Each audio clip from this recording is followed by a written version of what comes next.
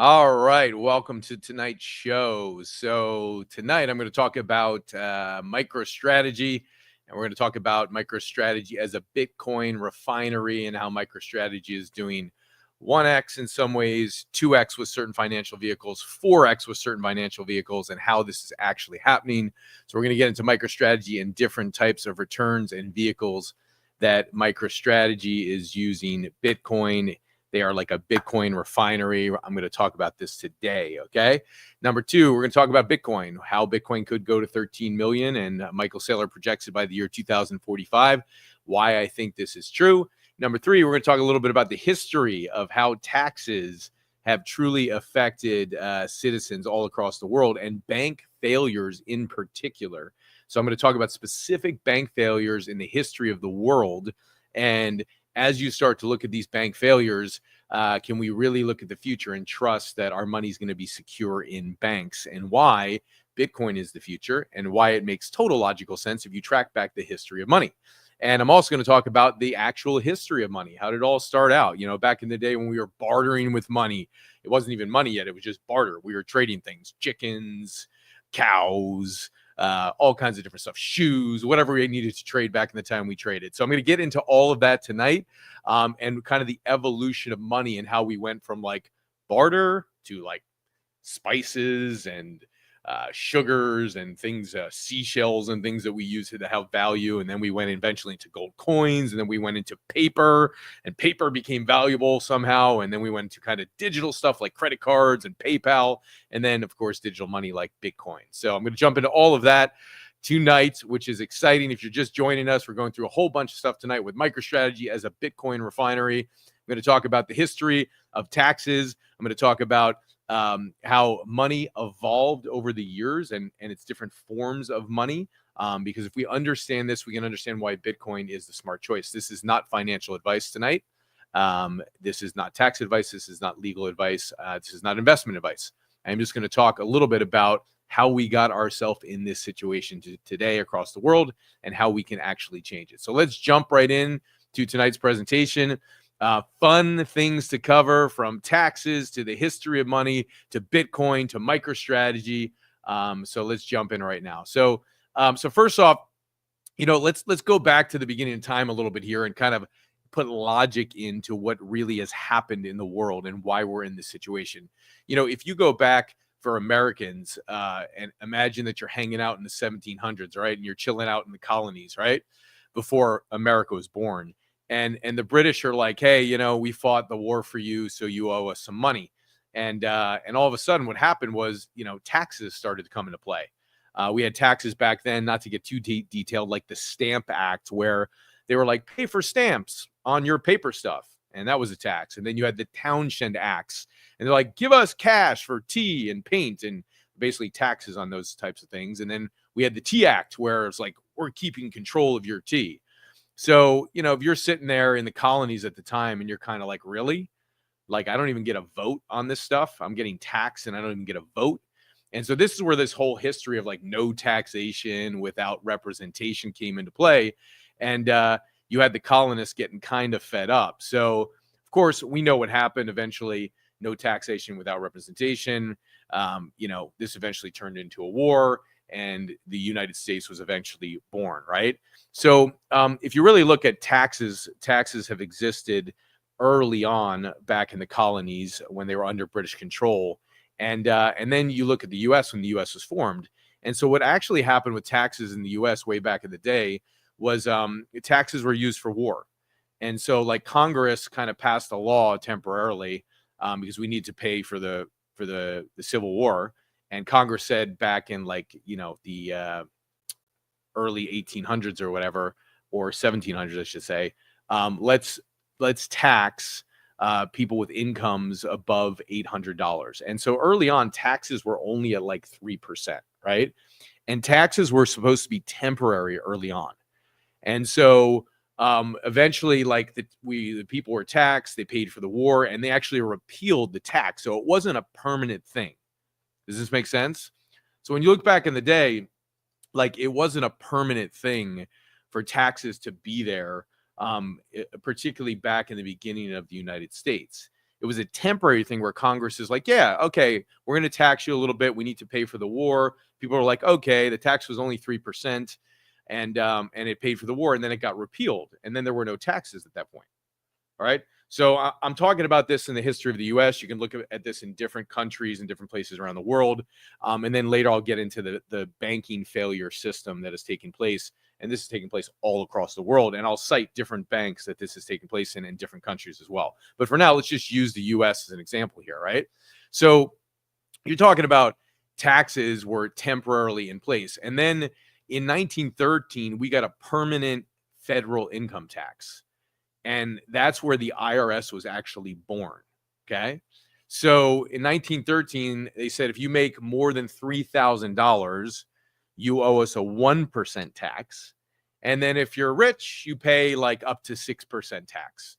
And so eventually the IRS came into place then. And the plan was that they were going to handle taxes forever. But this only started in 1913. So when you think about the US has been around since 1776. Taxes only became permanent since 1913. Now, why is this important in the context of Bitcoin? It's super important because if you look at taxes, like in some states, like I live in California, you're paying 37% federal income tax, 13% state tax. So you're walking away with a 50% tax bill at the end of the year if you're in the highest income tax bracket. So when you start factoring in taxes and you start factoring in the printing of money and the debasement of your dollar, the effects on you, it's kind of like you're flying in a plane and the wind coming at you, you're going 100 miles per hour, but the wind coming at you is 60 miles per hour. So you're really only going 40 miles per hour.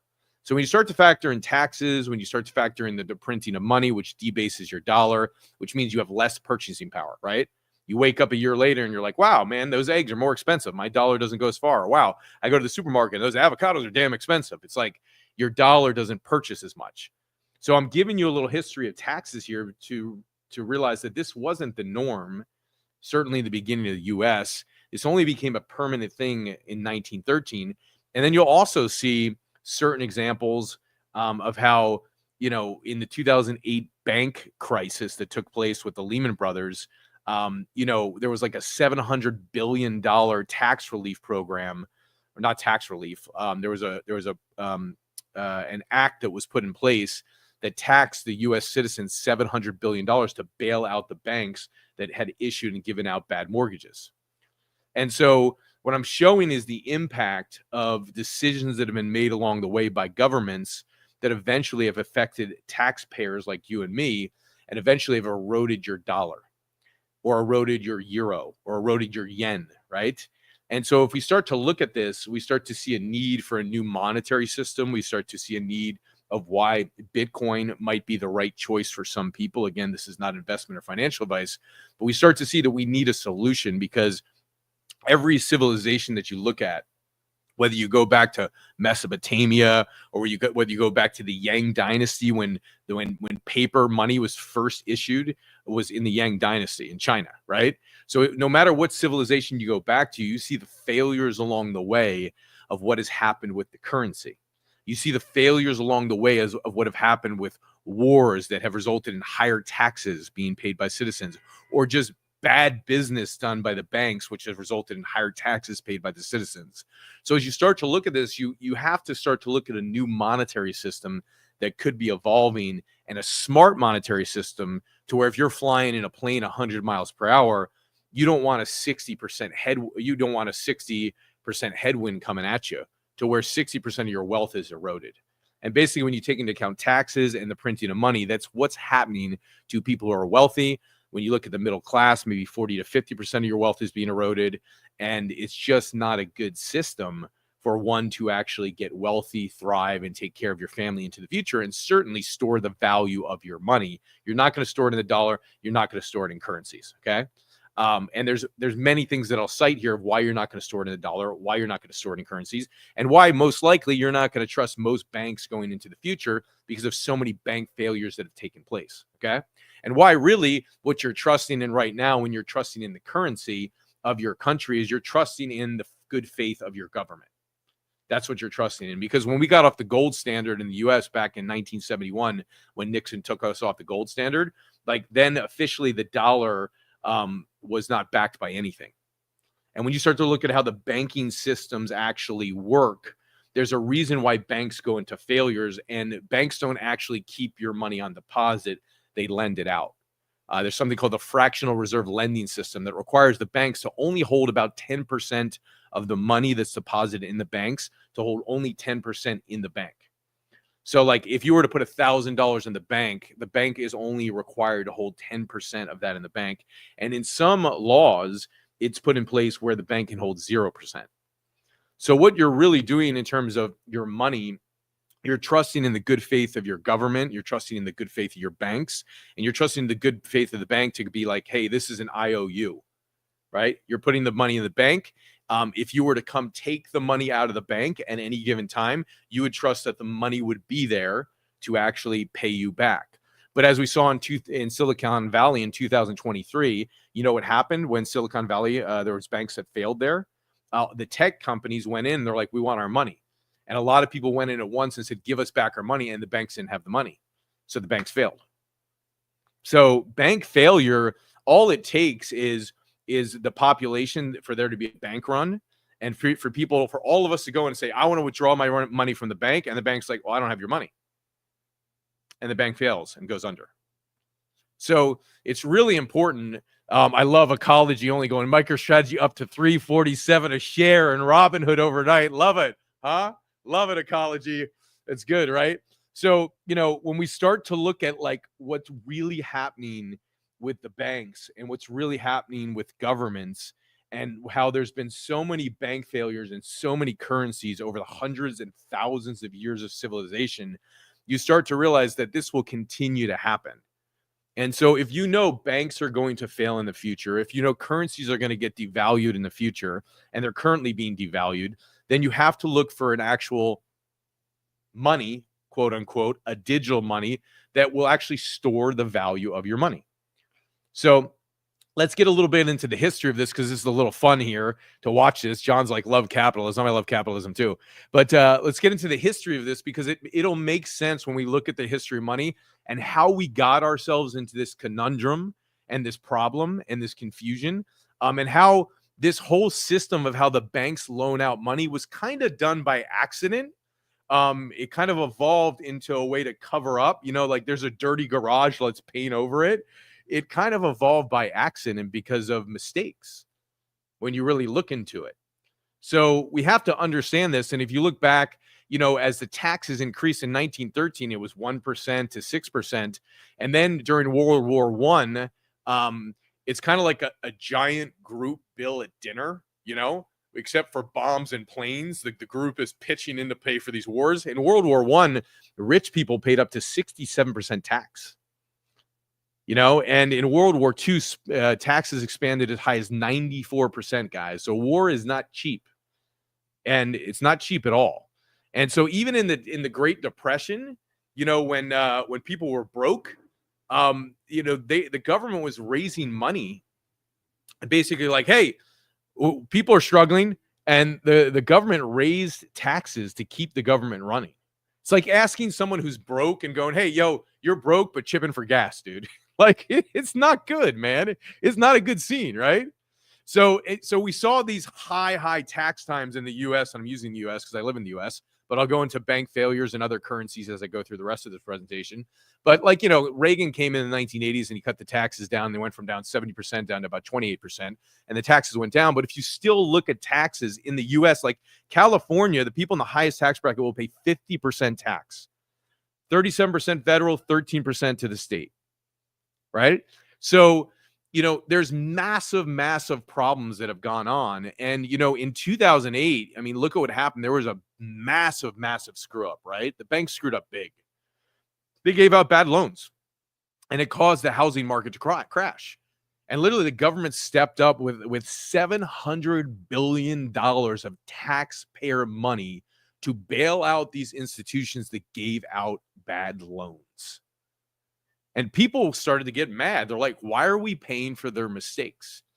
So the thing to look at, and as I look at investing, and I look at having put my money into Bitcoin starting in 2018, I started to watch all this stuff was happening. I started to watch the printing of the money supply. I started to study the history of banks. I started to study the history of taxation. I started to study all this stuff, and I watched how civilizations just declined just because of just the way that money was handled, and the fraudulency that was created by people who controlled the money. I mean, this isn't a new thing, right? If you go back to different civilizations, and I'll go back to the Tang dynasty in China, and you'll start to see when paper deposits or paper money really actually started. Okay, so it's not a good scene, and this has been going on for a while now. And so obviously, and it just to give a recap of this: 1861, 3% tax on incomes. In 1913, 1 to 6% tax. 1944, taxes got as high as 94%. 1986, 28%. 2024, about 37% federal income tax for the top individuals. Okay, but if you look at the evolution of money, this is my case in point for why Bitcoin. Okay, this is it. If you watch this, this is why I say Bitcoin.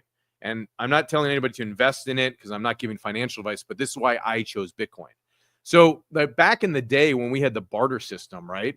You can understand why we were looking for a smarter medium of exchange, because imagine living in a world back then where you had to trade like eggs for shoes, right?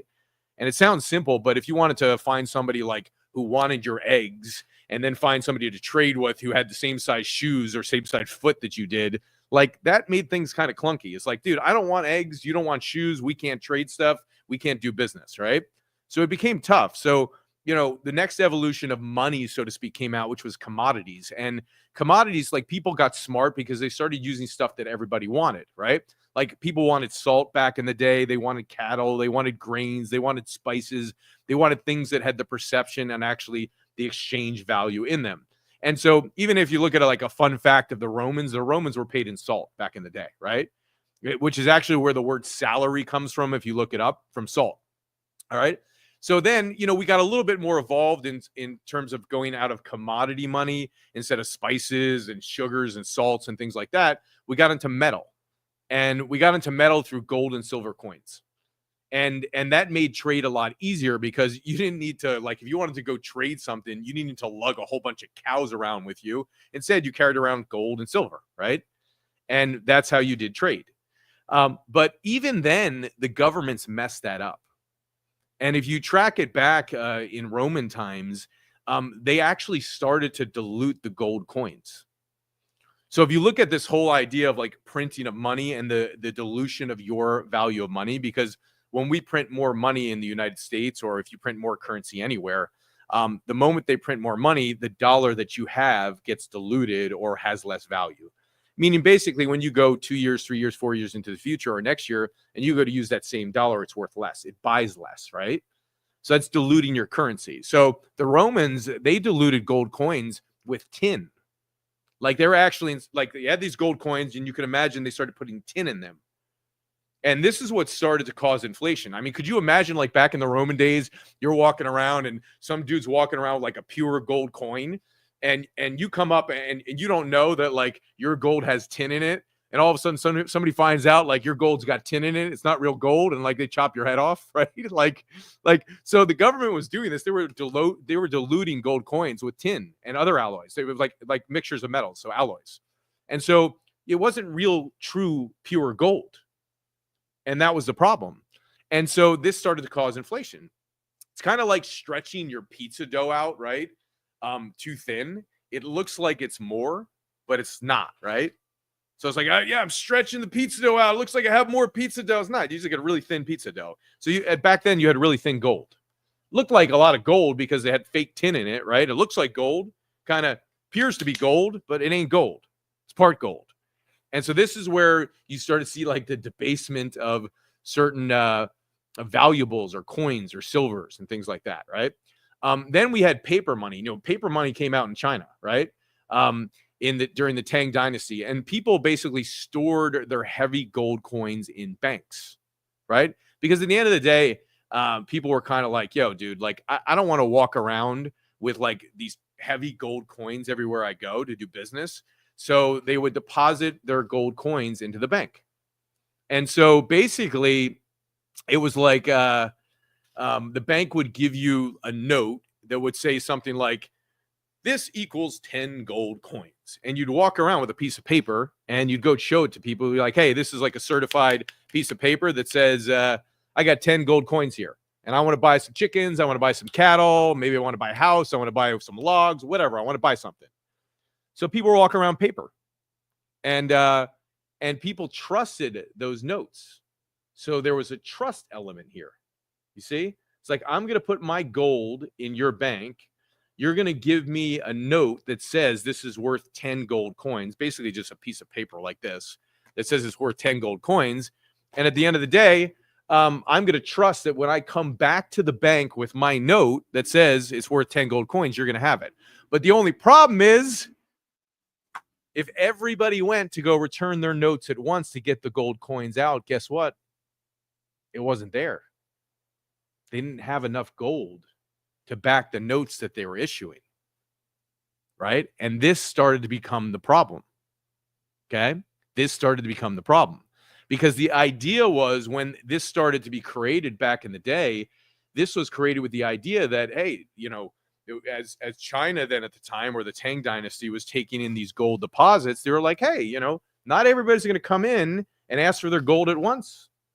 So that means we can issue more gold, more paper notes to people, because we know that not everybody's going to come in and ask for their gold coins at once. So we'll issue more notes and more notes and more notes, but it wasn't really backed fully by gold. Make sense? This is where the problem began, okay? This is where the fractional reserve lending system and this idea came into actual concept and actual reality because of this. Fascinating, right? So you start to see where the problem of money starts to exist way, way, way back then, when the Romans were taking the gold and putting tin in it and diluting the currency, when the Tang Dynasty was taking your gold deposits and issuing notes and saying, yeah, hey, here's your paper is worth 10 gold coins, but it really wasn't. Because if everybody went to go withdraw, hey, give me back my gold, give me back my gold, give me back my gold, and 100 of us went into the bank at once to give me back my gold, it wasn't there. Didn't have enough gold for the notes they were issuing. Herein lies the problem. And this is where the problem of money starts to begin to become even more of a problem, right? So basically, the way, and this is super important to understand. I remember learning about this when I was 21 years old and I got in the financial business, of what the fractional reserve banking system really does, okay? And basically, it looks like this. If you want to take out a pen and a piece of paper, it looks like this. This is why I'm in Bitcoin, right? I'm definitely not going to keep the majority of my money in the bank. I can tell you that much, right? So this is how the fractional reserve banking system works. Take out a pen, piece of paper, right? You put $1,000 into the bank, right? Okay. It's called fractional reserve, because they need to hold a fraction, right? They need to hold a fraction of your money in reserves. So you put 1,000 into the bank, and they hold like 10%. So 1,000 in the bank, they hold 10% in reserves. So they're only holding $100 in reserves. What are they doing with the other 900? They're loaning it out. Make sense? And they loan it out. And let's say they loan it out to somebody, and then somebody takes that 900 and they put that 900 in another bank. And then the other bank that has the $900 goes and they take 10% of that 900 and they put 10% in reserves, and they loan out, which would be $90, and they loan out the other amount of money. So out of $900, that bank puts $90 in reserves and loans out $810. And this keeps happening over and over and over again until $1,000 that was deposited in the bank gets lent out like $10,000. And so $1,000 gets issued into $10,000. And now this is the new money system, right? Not backed by gold, right? It's loaned out, and it's loaned out, and it's loaned out, and it's loaned out, and it's loaned out, and it's loaned out, and $1,000 loaned out into $10,000. And this is how new money's creating. Call it fake money, right? Now, it has value in the world, no question, because we say it has value, because the government says it has value, because of the trust we have in the government that's issuing the currency, so it has value. So that's what's happening with the banking systems. It's kind of like a magician pulling money out of a hat, but it only works. This is the only way the banking system works and doesn't fail, guys.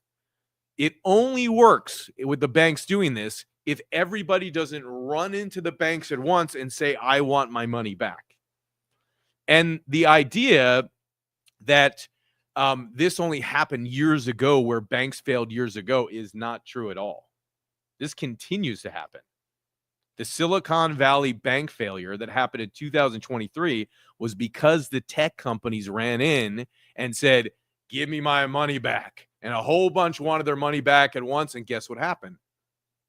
The bank failed. Okay. And this has happened time and time and time and time and time again in history. And I will cite examples of banks in many different countries that this has happened in. So this reserve, yeah, inflation is crazy. Tony's saying it is crazy, right? And then yeah, so Sun Sem saying Bitcoin may go to 100K this week. Could go to 100K. We'll see, right? And William, thanks, buddy. Appreciate it.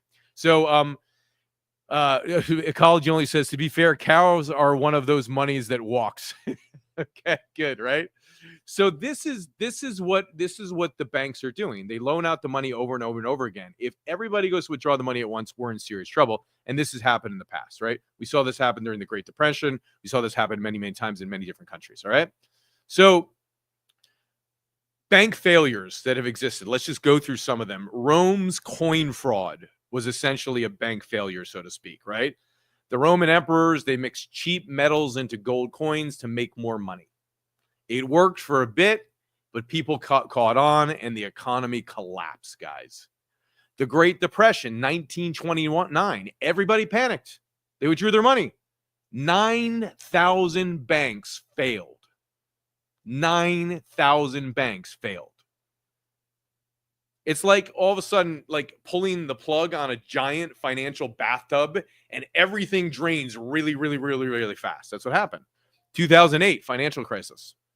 Banks made bad housing loans, and they sold them as these are safe investments.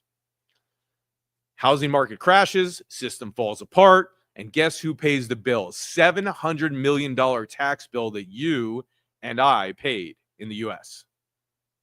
You wonder why your taxes are going up, or you wonder why you pay such steep taxes. You're bailing out the large institutions that made bad loans. Okay? Silicon Bank Valley, I just talked about that. Tech companies, they would draw too much money once, and the bank could not keep up. This is the modern version of a bank run, guys. All right? So now we look at Bitcoin versus traditional banking. Let's stack it up, okay? If you look at Bitcoin and traditional banking, so Bitcoin, number one, decentralized. It means no boss. There's no boss. Centralized, the banks are in charge. Okay? Bitcoin, fixed at 21 million coins. Banking system, unlimited money printing. Transparency, Bitcoin, public ledger, anyone can see, right? All the transactions are recorded on the blockchain.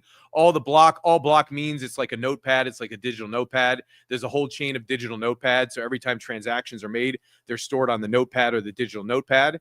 And basically, like, that's where your transactions are stored. Okay. And every time, like, there's a bunch of transactions on a digital notepad, also called a block, all of a sudden that notepad fills up. It gets added to the block, and it gets connected to all the other notepads that have transactions on them, hence called the blockchain. So all the block is like a digital ledger, like a notepad of transactions that are recorded on it. And then you have a chain of them that exists all across the world every time somebody buys a Bitcoin. Okay.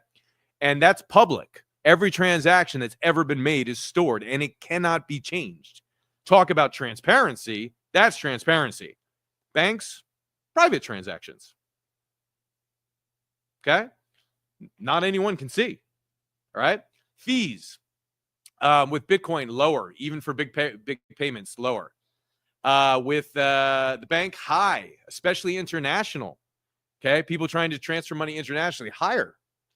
And then you talk about trust, and you take a look at the difference between Bitcoin and the banks.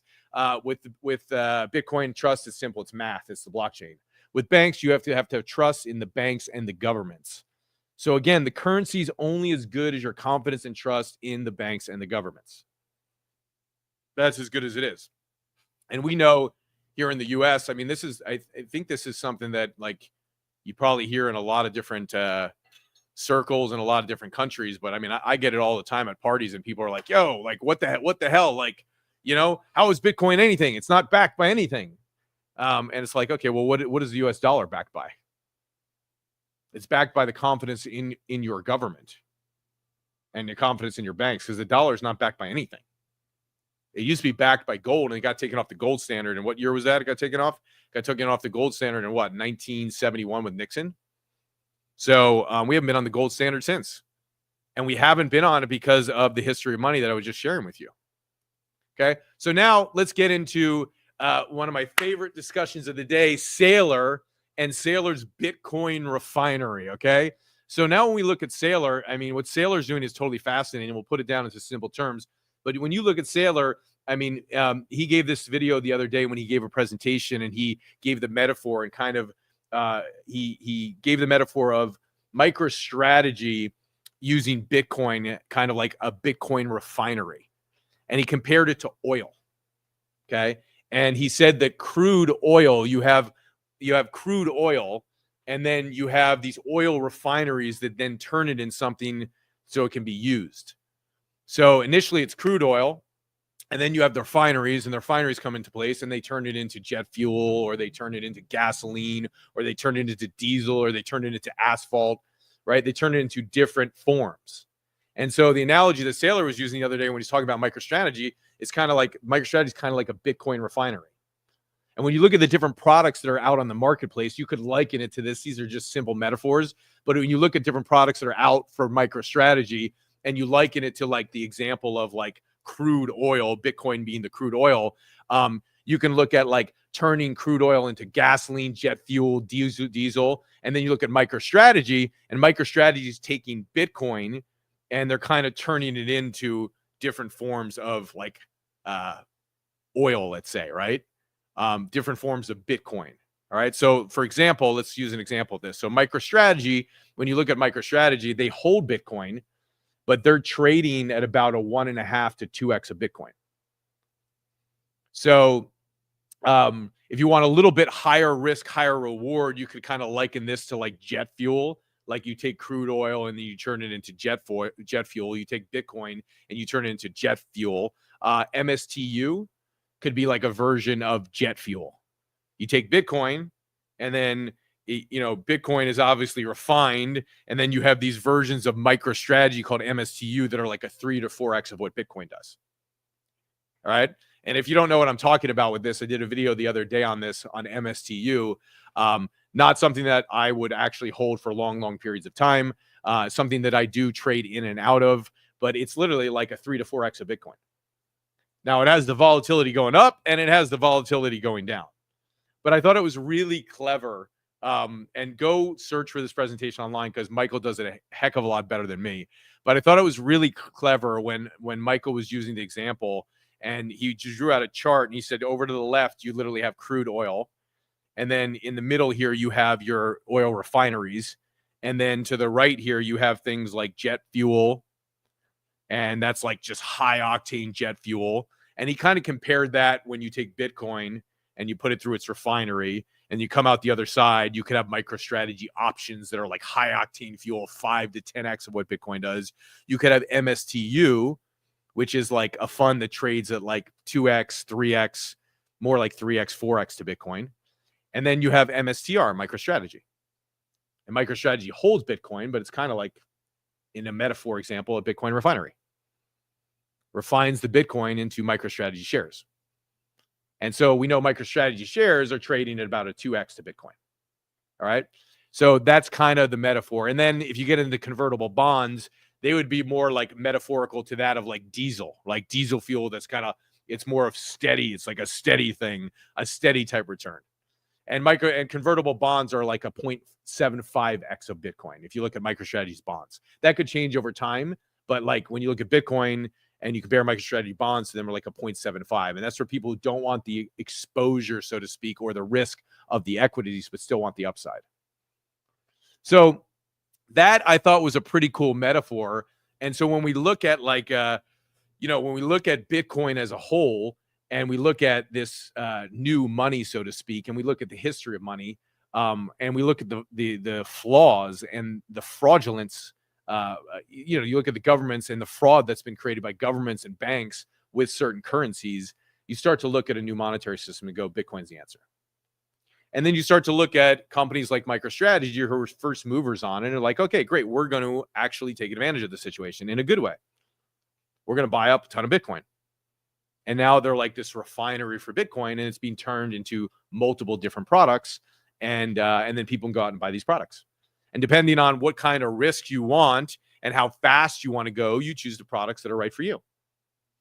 You know, for people who want the jet fuel, like I like the jet fuel. So I'm in some of the MSTU products because I like to get a 3 to 4x on Bitcoin. And there's high risk. So when it goes up like a jet. And when it goes down, it crashes down like a jet. It's not like one of those Tesla things where it kind of catches the jet on the way down. When it goes down hard, man. But, you know, you got to make smart decisions with what you're doing, not financial advice. I'm not making any advice as it relates to securities right now or any tax advice, but you got to decide what's the best for you. And I'm not saying that anybody should be on leverage. I'm not saying that people should buy into MSTU. I'm not even saying that you should buy into MicroStrategy. But I am saying that you should look at Bitcoin. I am saying you should get educated on MicroStrategy. And I am saying you should look at what they're doing. Because I would say that Bitcoin is the first perfect money. It's the first perfect money. And if you look at the history that I just went through, I mean, it wasn't so perfect back in the day when you had to trade your cows for your chickens, man. You know, it wasn't so perfect back in the day when we had to find valuables and be like, yeah, salt's really valuable. Let's pay the Roman soldiers in salt. Wasn't too easy, right?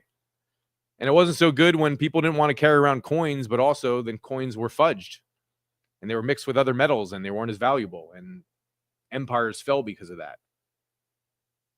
You know, and it wasn't so good when all of a sudden we decided we were going to be backed by the gold standard and we went off the gold standard and now it's just paper. And it keeps getting printed and printed and printed and printed. So the question is, what do you do? What do you do? What do you do when banks are failing? What do you do when currency is being debased and your purchasing power is going down? What do you actually do? You got to make some moves. And so I hope that what I was sharing to you, what's up, Richard King down there? I see you in the chat box. I hope that, like, if we look at, in summary, what I've been talking about for the last 30 minutes, if we look at the history and we look at what's really working against us, again, if we want to go in a rocket ship and we want to go 1,000 miles per hour and we want to go straight up, but we got these headwinds coming at us, and you could liken the headwinds to mega taxes, the devaluation of currencies, you know, the debasing of the monetary supply, or your money, I should say. So we have the debasing of money. So you add in taxes, you add in the debasing of money, you add in the risk of bank failures, you add in the risk of fraud that takes place in certain institutions, and you realize that this has been going on for hundreds and thousands of years. And we've never had a perfect money. And so now you look at it and go, great, wouldn't it be great for the rules to be available to everybody, such as only 21 million Bitcoin? Wouldn't it be great for the rules to be transparent? Wouldn't it be great where everybody plays by the same rules? I mean, the governments only own 2% of the Bitcoin supply right now. This is not something that's controlled by the government. It's controlled by the people. And so this is the first time in history where we have an opportunity where the money can be controlled by the people. And sure, our governments, our large organizations, corporations that have big checkbooks going to be able to take advantage of it and find ways to manipulate it and send the price up and down. Yeah, but it's a hell of a lot better than the history of money that we've been living in. And it's a hell of a lot better than the paper money that keeps getting printed and printed and printed and printed. And sure, paper money was great, right? For the idea of a medium of exchange where I could walk around and I didn't have to carry around a sack of gold coins to go buy a house. Or I didn't have to like trek my cattle across the world and risk 50% of them dying by the time I got there to buy a piece of land. Sure, we've evolved over time, but to think that the evolution in a digital society is paper money today, when paper money it's gone. I mean, you started using credit cards and PayPal and Venmo. You're on digital money already, even if you're not in Bitcoin. Bitcoin is just the evolved version of digital money in a way where people understand what the rules are. And that's the basic. And if you want something that's deflationary and not inflationary, that's Bitcoin because of the fixed supply. If you look back to when Bitcoin, you could buy what at one time you could, take 10 or 100 Bitcoin and buy a few pizzas way back in 2009 or 10 or 11 when Bitcoin was new. And now all of a sudden, those same 10 or 20 or 30 or 50 or 100 Bitcoin are worth what? Millions. So you see the value of Bitcoin is going up as the value of the dollar is going down. And that's what's happening. And it's a very, very fascinating thing. So in summary, let's get in with the smart money, which is Bitcoin, and get educated with it and understand what it is. Number two, let's understand what institutions like MicroStrategy are doing, hence calling them a Bitcoin refinery. Because they are. And it's a good thing that companies like MicroStrategy exist. It's also a good thing that we had, the ETFs come out for Bitcoin as well. It's a good thing because you take a look at the people that are older. I mean, how many people are going to get involved, like my father or my stepfather, and get involved and be like, hey, I'm going to go open up a wallet and go buy Bitcoin. So it gave more access to people in the world to go, hey, you can go inside your 401k plan or your IRA plan, and you can buy Bitcoin now. Not the pure form of Bitcoin, not the crude oil, but a version of it. Hence IBIT and Fidelity and all the different funds that exist. So it's a good thing that those things came out. And they're going to continue to explode because it gives most of the world easy access. And there's a lot of the world out there that doesn't want to hold the most pure form of Bitcoin. They don't want to open up a new account. I mean, have you ever sat there on the phone and done business with somebody? If you're in a sales conversation or you're trying to get money from somebody, you're like, great, so pull up your savings account. Let's look what's in your savings account. The person's like, oh, I don't know where my passcodes are, and I forgot what my passcode is, and I don't know how many savings accounts that I have, and I don't know what available credit I have. Could you imagine now introducing another system to people who are already confused on their bank statements and their credit cards and going, hey, go open an account on Coinbase? For some of us, it's simple, who did it years ago. But if you remember when you did, I remember when I did it back in 2018. And I was like, yeah, what is this thing that I'm doing? And they want to do this. And is it working? Is it open? And then for people who want to hold things on a wallet or in cold storage, a very small percent of the population want to do that. So essentially, we need to be able to take pure Bitcoin like it's been taken, hence crude oil that's been turned into gasoline and jet fuel and diesel and asphalt at its lowest form. And we need to be able to take Bitcoin as the pure form, and it's been turned into other products and services. Call it the Bitcoin refinery. And so now you have people who have easy access to it where they can buy the ETFs. And let's face it, the ETFs were a huge reason for the massive inflows and the boost of the Bitcoin price. And it's a good thing, because people have access to it. They don't want to hold the pure form. And so people want to buy MicroStrategy. It's not exactly the pure form, but it is like jet fuel to some degree, because it goes up more than Bitcoin at this present time. So, I mean, you have a new menu to choose from. You don't have to choose from paper. You don't have to choose from gold coins or silver coins like back in the day. You don't have to choose from gold bars anymore. You have a new menu. So I'm not saying that Bitcoin is the right thing for everybody, because I'm not giving financial advice. I would just say if I was everybody, I would buy Bitcoin. But I'm not everybody. I'm me. And so people need to make a choice. But there's a good menu of new money that's coming out in the world, and it's beautiful. And it has the opportunity to be deflationary, and it has the opportunity to solve the problem that we're sitting and staring us in the face. Because if you don't question what's going on and go, hey, early back in the United States of America, income tax wasn't a thing, dude. It wasn't a thing. It was a temporary thing, even in the US, to fund some wars at 3%. And if you watch and you don't start questioning and you don't start looking at new technologies and new innovations, all of a sudden you get caught up with creeping income tax, right? That's just flooding across the countries and flooding across the world. And all of a sudden one day you wake up, you're like, how did I end up paying 50% tax?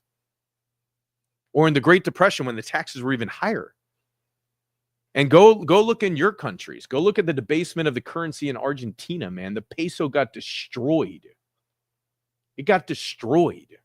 Overnight, people lost the value of their dollar, of their peso overnight in Argentina.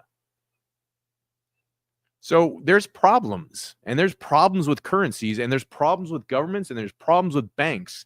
And I'm not saying they're all bad. That's not my message. I'm just saying that we need to open our eyes to the history of what's happened and the evolution of money and the evolution of taxes and look and see that there are flaws absolutely in the system.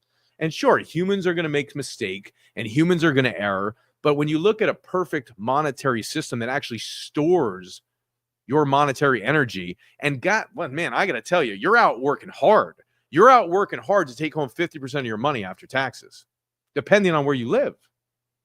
Right? And then you have the debasement of your money just by holding your dollar in your bank account. That goes down. So you're out working hard to take home 40%. 40%.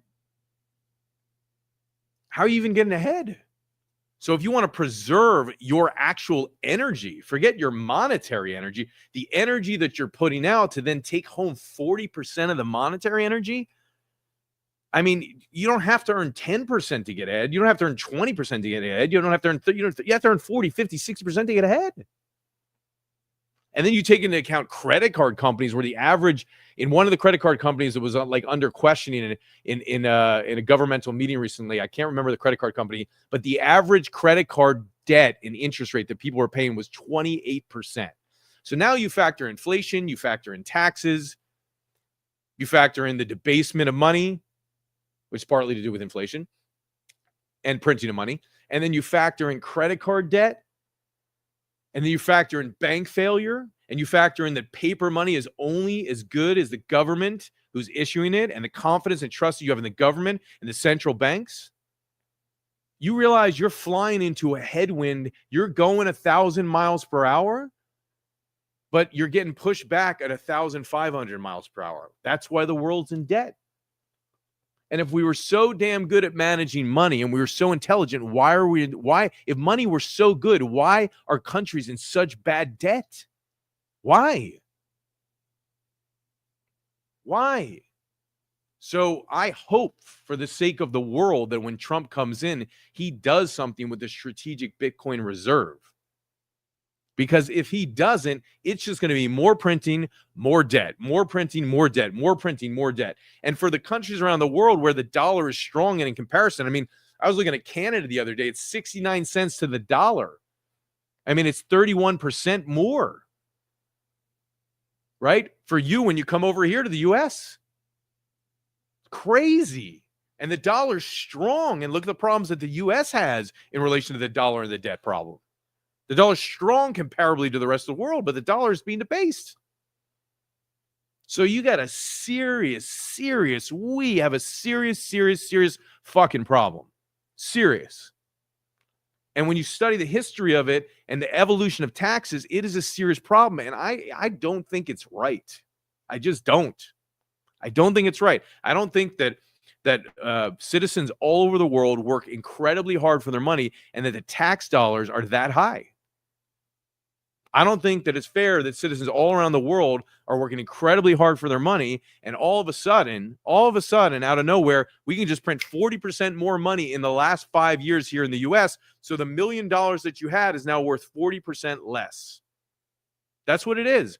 The $1 million that you had sitting in the bank 5 years ago is worth $600,000. It's why when you go out to buy a steak, it feels like you're going to buy a room at Trump Plaza.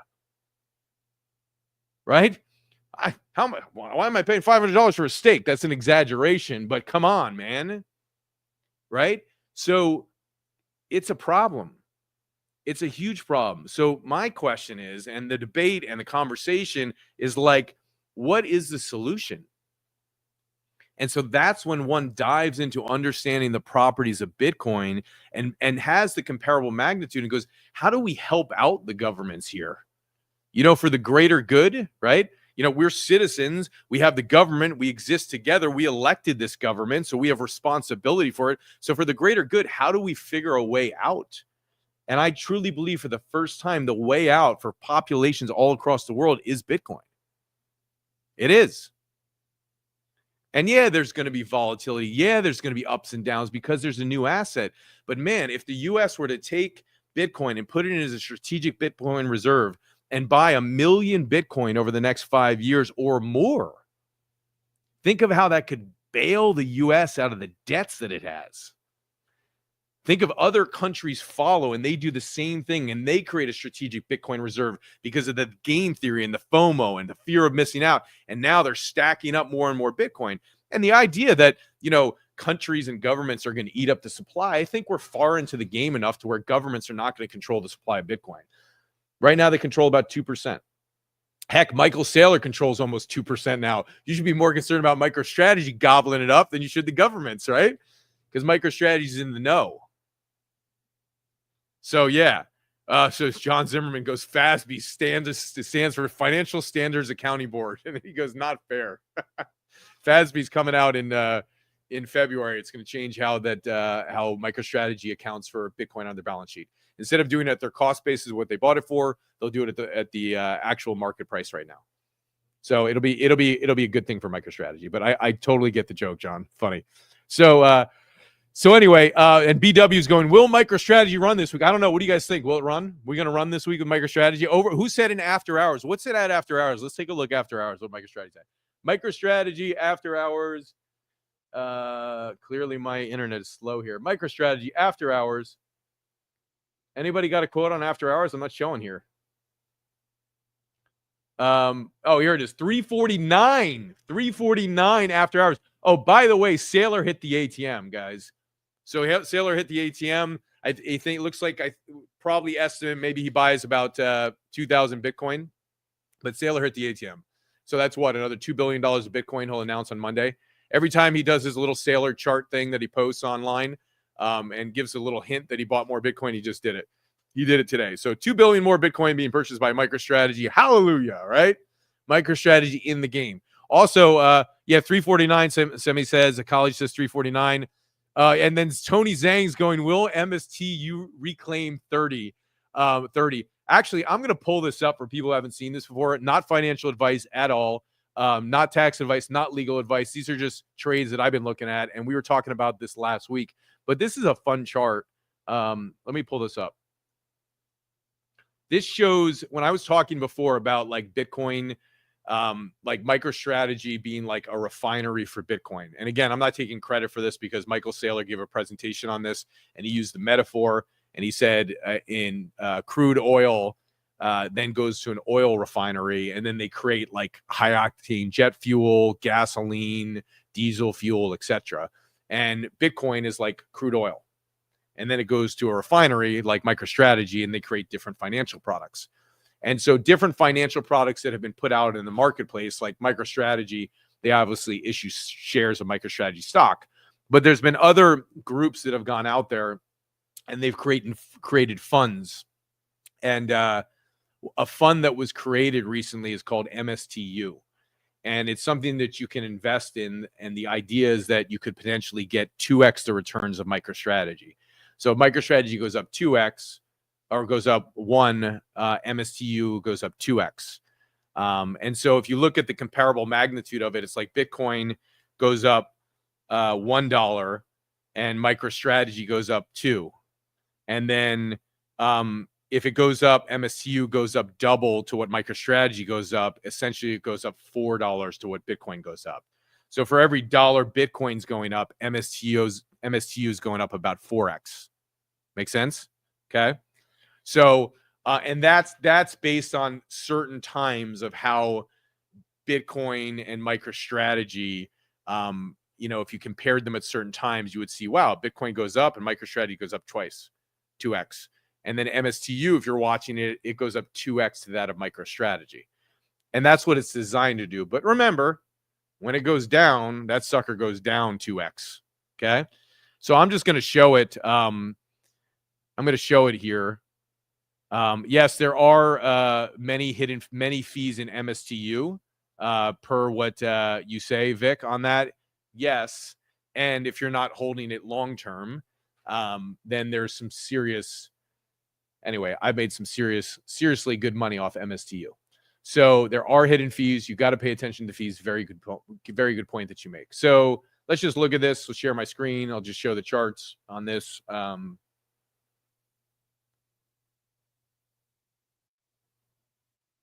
What do we got here? All right. So if I show MSTU, Let me see if this is correct if I share this. No, that's Bitcoin.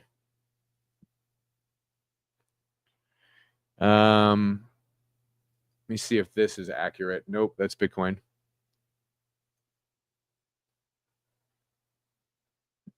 Let me see if you guys can see what I'm sharing right now. No,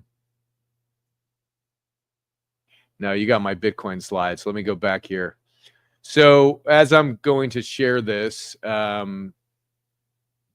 stop sharing this. So basically, as I'm going to share this, I'm trying to pull up my MSTU chart, but I don't know if I have it up, but it should be here. Yeah, so let me know if you can see this. You should be able to see this on the screen right now. And then I'm going to try and blow it up for you a little bit here. Good. So, and this is on the 1 hour. So I'm going to change this up on this chart here.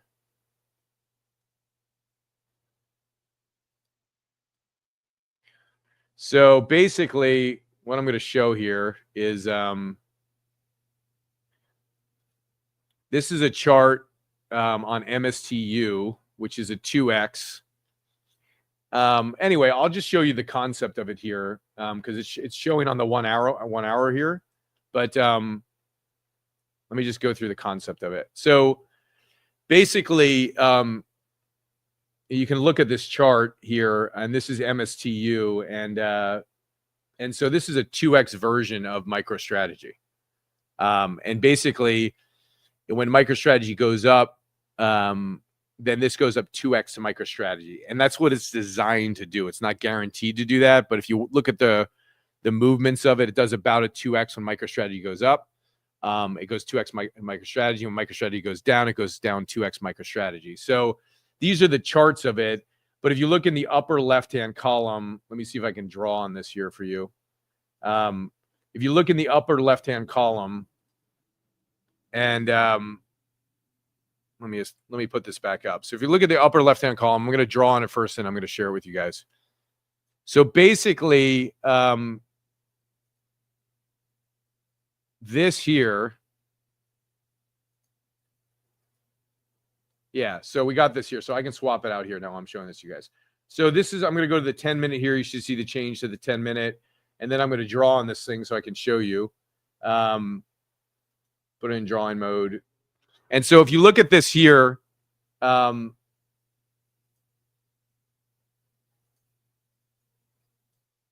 yeah, good. So if you look at this here, this is MSTU. And so up here in the top left, you'll see what it's trading at here, where I'm putting the line in the top left.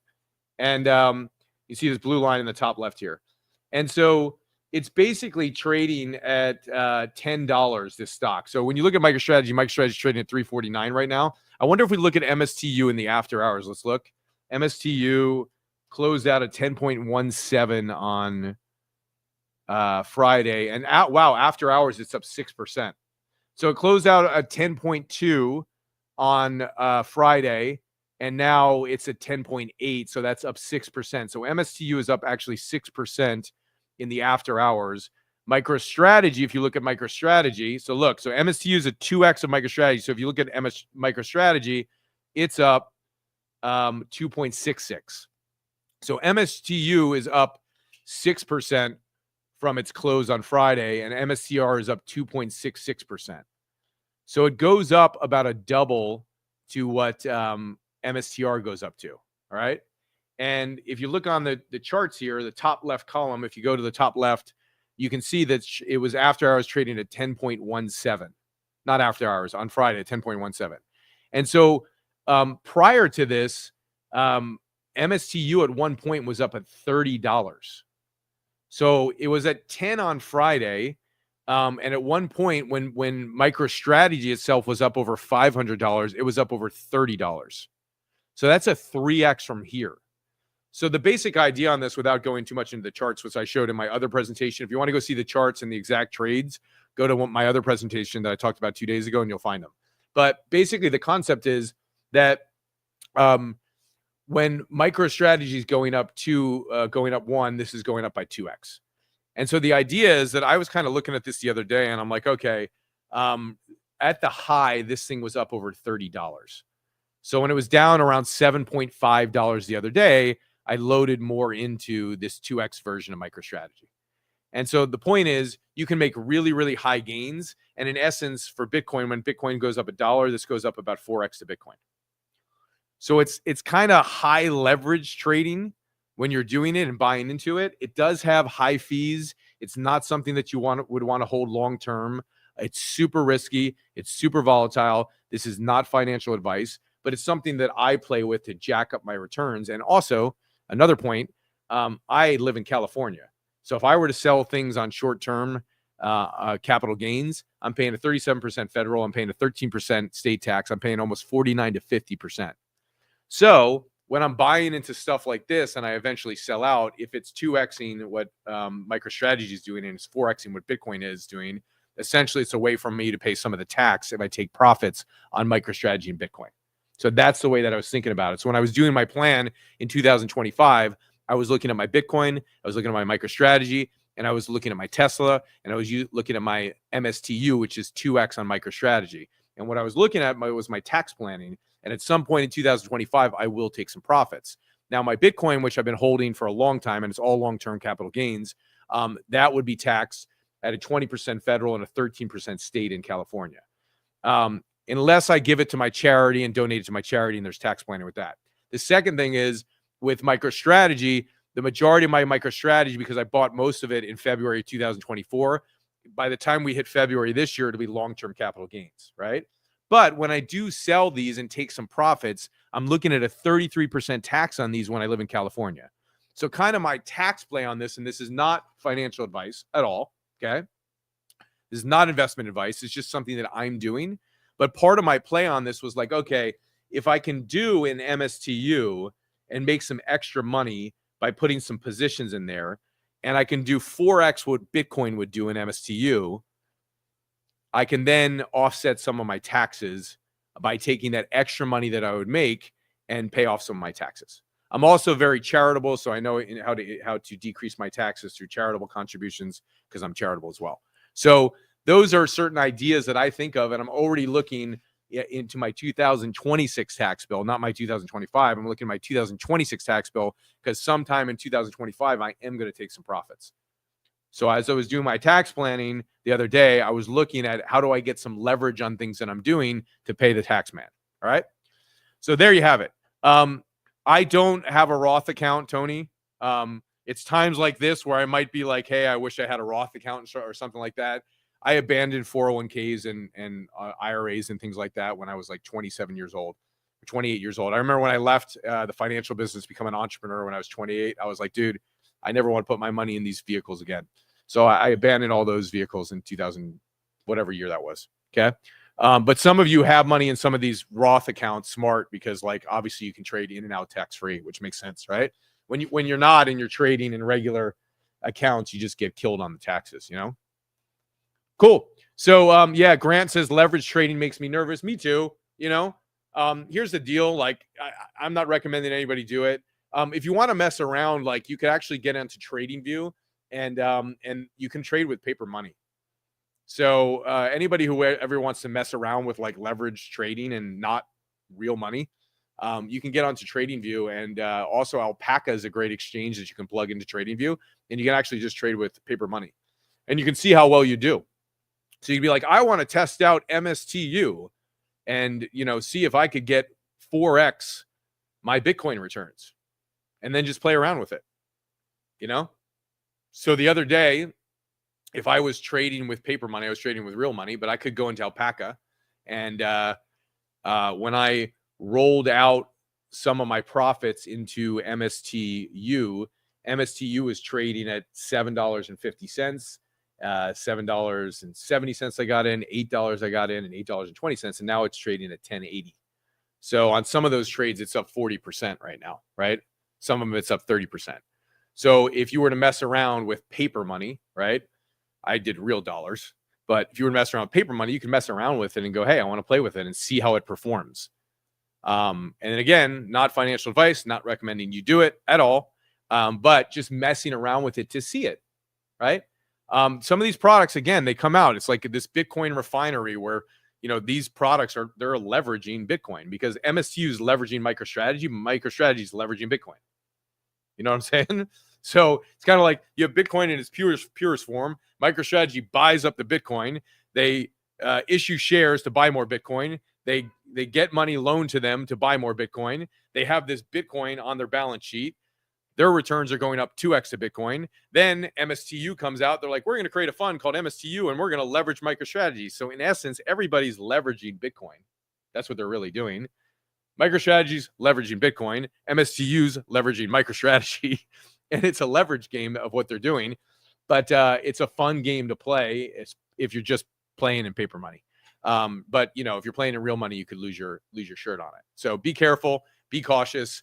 Again, those funds have super high fees. You got to look at that as well. But it's always interesting to look at it and see, like, what could I do? That's what I'm curious about always. Like, what could I do?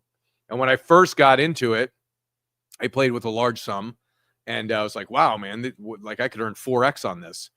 And I sold out and took my profits and rolled it back in and let it ride. And right now, same thing. I rolled out some profits, rolled it into MSTU, and I let it ride, and it's up. Since Friday now, since I aped in on Monday and Tuesday last week around the new year, it's up 35% or 30%. Okay. And again, you could do that and play around with paper, just like, you could trade on TradingView and get Alpaca and literally just use paper. I'm not talking about real money. I'm doing it with real money. I'm not saying you do it with real money. Trade with paper, just mess around, and you could play with it and just see what happens. And then you could watch it go up or you could watch it go down. You could see the reaction and the effect of it. Okay. So Pete's asking why I wouldn't get in a Roth IRA. Cause it's just like, I can't put enough money into it. It's not even a game for me, So like there's limits to what I can put into a Roth IRA. And, like the game's not interesting enough to me. Right. I think what's the contribution that you could make to an IRA? Let's look it up. I mean, look it up right now. So the amount of money I could put into a Roth IRA would not be a significant amount of money to me. So it wouldn't even be worth doing it. It wouldn't even be worth trading. So I'd rather just trade the way that I'm doing it in large sums, and then have a strategy to lessen my tax burden when 2026 comes. Okay, and I do have a strategy to do it. I already mapped it out 4 days ago. I've had a strategy for years on this. So, got to have good tax strategies. Right.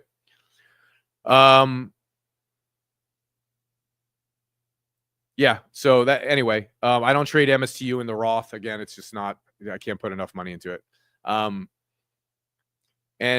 Cool. So some people are saying I trade MSTX. That's cool. Not sure any U.S. depositors have lost money since the creation of the FDIC. Yeah. Well, that's a good question, Aaron. Yeah. It's only a matter of time is my viewpoint. You're probably right. Since the creation of the FDIC, maybe U.S. people have not lost money, but here's another perspective on it. When we bailed out Lehman Brothers, who made bad loans, there was a $700 million tax bill. And so essentially we lost money because we had to pay the taxes on that, right? So we bailed out the banks and the institutions, and we bailed them out with American taxpayer dollars. So essentially that's costing us money when they flub like that. Somebody's got to pay the bill, right? So you're either paying it directly or you're paying it indirectly. Oftentimes we're paying it indirectly, and with inflation, you're paying it invisibly. It's invisible, right? So you don't technically see the loss of your purchasing power, but you feel it. And that's the worst kind, right? Because you can't see, like, I lost $10 today. My $100 went down to 90. No, you just wake up and you go to a restaurant and you're like, whoa, what happened? When did a meal that was really good at $200 at a really nice restaurant go to 500? Like, when did that happen? When did that become a standard?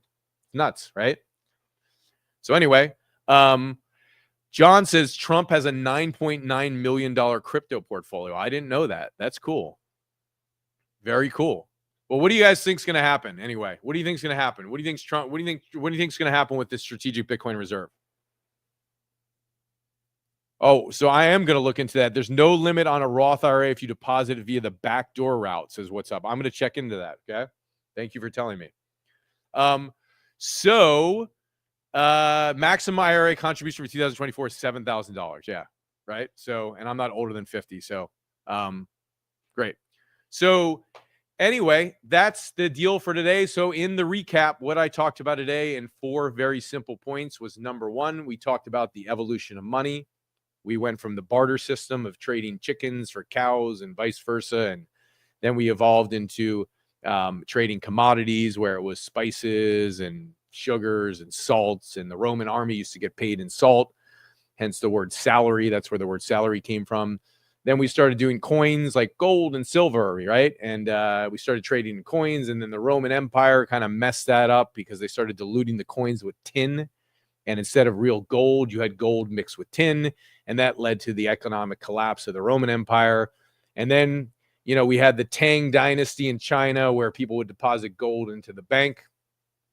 And then with your gold, you would get a certificate that said, hey, you have 10 gold coins. And you'd walk around the world and you'd trade with that piece of paper that says, this is worth 10 gold coins. And you go buy some cows or go buy some chicken or go buy a plot of land. And your certificate that you held, which was backed by gold in the bank, so to speak, was worth something because you trusted in the bank. But little did you know that the bank was then taking your gold and issuing more certificates off your gold. So your gold, yes, it was your certificate that they gave you was backed by gold, right? Because your gold was in the bank, but then they started issuing more certificates with your gold, right? Because the idea was, hey, not everybody's going to withdraw the money from the bank at once, or not everybody's going to ask for their gold back from the bank at once. And so that was the idea. And that didn't work out so well because eventually there were bank runs all across the world that we've seen in many different parts of the world where banks go into failure. And from that idea back in the Tang dynasty came the fractional reserve lending system, where they weren't required by law in the US and other banks around the world. They're not required by law to hold your deposits on account. They can loan out 90% of your deposits. And that's called the fractional reserve lending system or banking system. And so that means there's a whole bunch of money floating around in the economy that $1,000 gets turned into 10,000. And that's how the economy is working with money.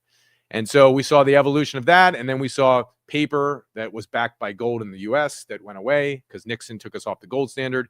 And now all of a sudden, your money is not backed by gold at all, but it's backed by your trust in the US government or the government of the country that you live in. And that's what your currency is backed by. Your trust in those institutions and your trust in that government. And then came along digital forms of cash, which is like credit cards or Venmo or PayPal and things like that. And now all of a sudden we have digital money, which is Bitcoin, which is the most pure version of it because it's transparent. And that's the history of money in basic, simple concept. And then you have taxes that evolved over time as well, where we went from 0 taxes in the United States to 3% taxes, which was supposed to be a temporary tax in 1800s. And then in 1913, Congress passed a law that income tax was going to be permanent. And then the IRS was born in 1913. And ever since then, the IRS has been in place to make sure that income taxes are enforced all across the world. Hence, we have taxes, and taxes have gone up and up and up over time. And they've peaked in the US as high as 94% and dropped down during the Reagan era to about 28%. And you've seen the ups and downs of taxes, but still, I know for Americans who left the English colonies and was like, we're out of here, man. Peace. No taxation without representation. We're like, hey, they tried to escape taxes, and now taxes are super, super high still. So we haven't escaped the tax. We haven't escaped the inflation of money. We have not escaped the banking system failures. We have not escaped people taking your deposits and loaning them out over and over and over again to the point of 10 times the amount of money you put in the bank. We have not escaped these problems. Of course, there will be problems in civilizations as we evolve over time. But finally, we have a new money that has come along called Bitcoin, and it is fixed supply, and it has good rules, and no central institution controls it, which means no central institution is going to manipulate the whole supply, and that is a good thing. Hence, we are here. So the end of the day, what are you going to choose? Will you choose Bitcoin? Will you choose to keep your money in cash? Will you trust to keep your money in the bank? Will you choose gold? Will you choose the S&P 500, which has done 14% on average over the last 5 years?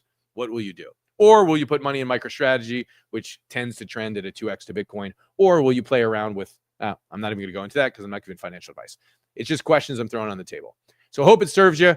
Anyway, it was a fun version of the history of money and the history of taxes and why I make a good case for Bitcoin being the future and why it's a smart move to get educated on it. Okay. Hope it serves you.